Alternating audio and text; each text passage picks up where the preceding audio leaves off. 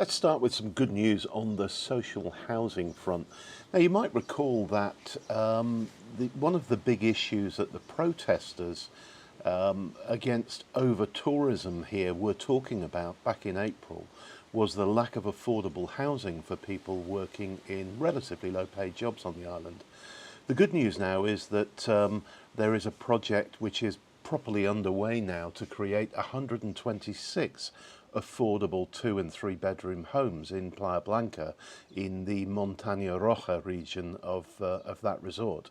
And the land has now been ceded to a project management company by the Ayuntamiento of Yaiza, and the project management company's job is now to go ahead and get tenders to have the properties actually built. So that's good news, and hopefully in the next 2 to 3 years we'll have another 126 homes which will be available at affordable prices to people who live and work here. And talking of working, employment here is at a historic high. 74,350 people have work contracts on the island. And one of the things that may surprise you is that only 30.9% of those people actually work in the hospitality sector. And I think a lot of people have the view looking in from outside that the only thing anybody does in Lanzarote is work in the tourism sector or do stuff in the tourism sector. But I thought it was a really interesting stat and I decided to share it with you. So 30.9% of the people with work contracts here work in the tourist sector, and obviously the others are in construction and agriculture and sales and retail and all the normal jobs that everybody does on the island. Have you ever been to Aria market? It's the little craft, well actually it's not so little anymore, but it's the craft and local produce market that takes place in the Plaza de la Constitución in the centre of Aria every Saturday morning, and it's been going for absolutely donkey's years. The good news is the Ayuntamiento here in Aria has decided to put a bit more investment into it, and they're putting in 270,000 euros, which will do two things. One, it will create uniform stalls for everybody with proper shades on them, and two, it will actually extend the area for stalls, so there could be up to another 20 to 30 stalls coming in the very near future. So if you haven't been to the market in Aria for a few years and you're coming to the island later this year, then do pop up on a Saturday morning and have a look at it, because I think you'll find it looks better and it will have grown a bit as well. Now, if you're on the island currently and you've been driving around the place, you will know on the LZ2, which is the road that runs past the airport and kind of bisects Playa Honda, has had major roadworks on it for some time now. The reason I mention it this week is that there was a contraflow that everyone got used to, and it's now been changed to the other carriageway. So for 2 or 3 months we've been used to a system that gives us a contraflow on one carriageway. They've now moved all the machinery and started work on the other carriageway, so the contraflow now crosses over in the direction of Playa Blanca, if that makes sense. I mention it because if you're driving and you've got used to the old one, just have a bit of caution there. And you know, I've driven that a couple of times this week, and I'm very, very aware in the approach to it, because sometimes you get there and all the traffic's stopped dead. Other times people are trying to cut in from the closing lane, and it's just a little bit, what's the right word, tense. So stay awake, stay alert if you're using the LZ2. Now, thank you so much for watching these videos. We've been astonished at how our subscribership has grown, but we want to continue to grow it. And I want to give you 2 promises now. There are a couple of things that we will never do on this relatively new channel. One, we won't clickbait you, because I absolutely hate clickbait. And for those of you who don't know what it is, it's where somebody produces a thumbnail that makes you think, oh, I've got to click that and watch it. And then you get to the video and it bears no relation to, whatever the message was. So we will never clickbait you. All we want to do is to give you decent quality information about the island on a weekly basis via this, and occasionally on other subjects that we know people want to hear about. The second promise I will make is this: we will never try and flog you anything. A lot of people build up big YouTube channels and their only objective is to, sell you the latest gizmo or iPhone or, I don't know, camera bag or whatever it is. We will never do that, okay? So we'll just produce good quality videos for you, and if that sounds like it floats your boat, then please subscribe to our channel, because we will keep those promises. And while I'm talking about that, I just want to mention again, I do read every single comment, and if you have a question, just put it in a comment below and I will endeavour to answer it. So far I think I'm batting 100%. I don't think I've not answered any question that's come on. So thanks once again for watching. We really appreciate it. Now, for some of you this will sound like a blast from the past. I'm going to talk about Thomas Cook. Thomas Cook, as you may know, were a huge tour operator, UK based, but with some German connections, that went bust 5 years ago now. It seems like yesterday, and I remember the nightmare of trying to sort out all the people who were stranded on this island and other islands in the Canaries.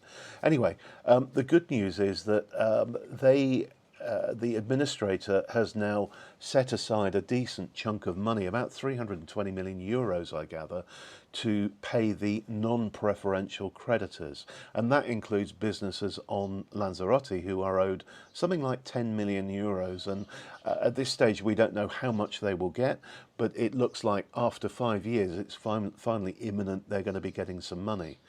Now, what to me is very confusing is that if you look at social media or magazines or even the television, you'll see that Thomas Cook are advertising themselves again. It isn't the same company.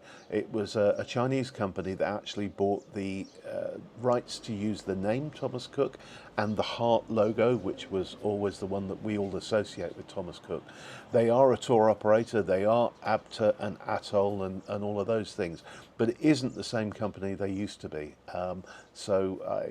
They obviously felt that the brand, despite having been through bankruptcy, was worthwhile continuing.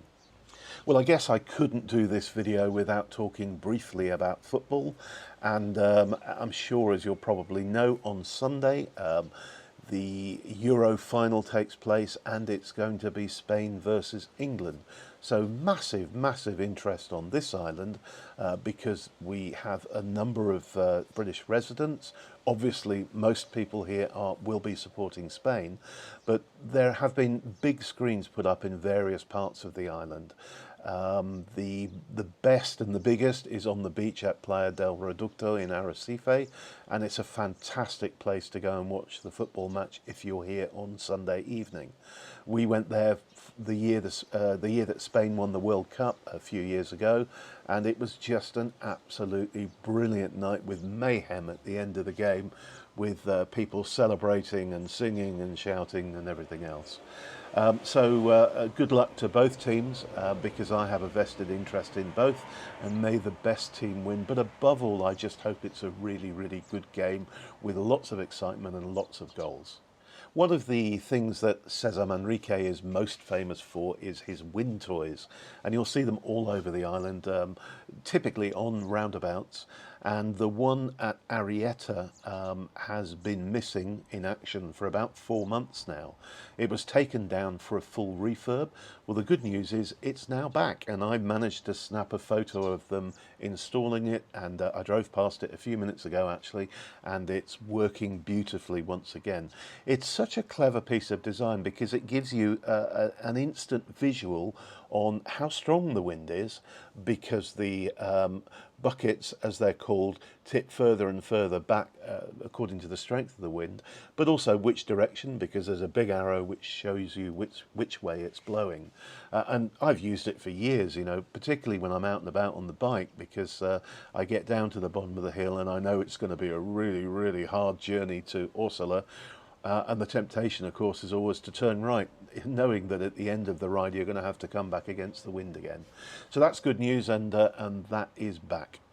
As an aside on that particular wind toy, I didn't know this. I only found it out recently, but I think it's fascinating that when Manrique built it, he actually created the articulation mechanism from the axle from an old truck in a scrapyard, and they've kept that intact, and it's just had the bearings replaced and it's been refurbed along with the rest of it. So Manrique's original truck axle is back in place on that particular wind toy. We had another of those issues this week involving drunk passengers on a flight. This time it was a flight that took off from Edinburgh heading towards Lanzarote, and 3 passengers apparently were quite intoxicated. They were openly drinking from a bottle of vodka in the aircraft. They were vaping, they were swearing and doing all the usual nasty stuff that drunken people do. The pilot turned the aircraft round, it was a Ryanair flight, and took it back to Edinburgh, where they were offloaded and arrested, and the aircraft took off and completed the journey, albeit later than it should have done so. I can't understand why people would do that. I mean, not only have they completely ruined their own holiday, but they also screwed up the holiday for the other, 277 people or whatever it was that were on the aircraft heading this way. There's a really interesting incident just offshore at Playa Chica last weekend. And Playa Chica is the very small beach at the kind of old town end of Puerto del Carmen, not far from the harbour. And a 15-metre submarine hole appeared. And the authorities closed the beach off for a day or two while they made sure it continued to be safe and so on. The beach is reopened now and people are swimming there, but I heard from a diver this morning who'd been down there to have a look at it that the whole landscape of that area has shifted. And it's an area I've dived a lot myself, so I know it quite well. And she was saying that it just looks completely different and makes for a completely different dive. Nobody really knows what happened, but the theory now is that it was some sort of seismic shift or perhaps a tremor underwater that caused something big to move and create this hole. Now, the population of the island has breached an all-time record. It's just gone through the 170,000 people barrier. And that's massive. I mean, we've lived here for 24 years, and when we came, it was under 100,000. So the population growth here has been incredible. And what impresses me more than anything is that, by and large, everything still works here. So we still have the same hospital that we had when the population was so much smaller. We still have the same airport when the number of tourists coming here was so much smaller. And somehow all of these things just keep going. What has changed is the number of schools on the island, but they've been built within plenty of time so that there hasn't been an issue with schooling. So well done to Lanzarote for coping with that incredible growth. The area with the biggest population, or the municipality with the biggest population, of course, is Arrieta with 71,000, and the one with the smallest is the one I'm sitting in now, which is Aria, with a population of just 5,900 people. And that, bear in mind, is the whole municipality, which is the second biggest one here. So the village itself has a much smaller population. But overall population Lanzarote is now over 170,000 people. And finally, the tourist centres, the official tourist centres of the island, and by that I mean Mirador del Rio, Cueva de los Verdes, Jameos del Agua, Timanfaya, all those kind of places, are having a big upgrade on their Wi-Fi, and new routers are being installed, which obviously are connected to fibre, but more importantly, the Wi-Fi repeaters all around the place are being upgraded to give a much stronger IPv6 signal. And this work is taking place right now, and you'll find that you'll have much better connectivity when you're visiting those centres. So if you want to post your images and stuff like that to social, you'll be able to do so without any issues at all. Well, that's it for this week. I hope you've enjoyed that.